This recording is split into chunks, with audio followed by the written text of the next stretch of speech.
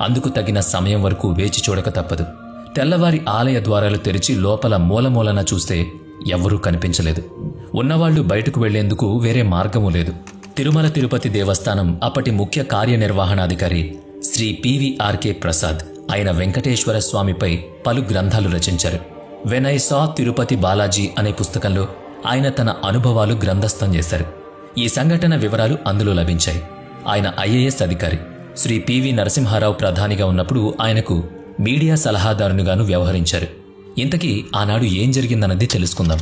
తిరుమలలో నీళ్లకు గట్టి ఎద్దడి ఏర్పడింది. భక్తుల తాకిడికి తగినట్టుగా నీటి లభ్యత లేదు. తిరుమలలోని గోగర్భం డ్యాం తదితర నీటి వనరులు అడుగంటిపోతున్నాయి. తిరుమల నీటి అవసరాలను తీర్చే గోగర్భం డ్యాంలో 1 వారం రోజులకు సరిపడని నీళ్లున్నాయి. చూస్తుంటే వానలు లేవు. మరిక భక్తులు రావద్దని చెప్పి ఆలయాన్ని సైతం మూసివేయాల్సి వస్తుందని శ్రీ ప్రసాద్, తిరుమలలోని నీటిపారుదల అధికారులు తీవ్ర మదన పడుతున్నారు.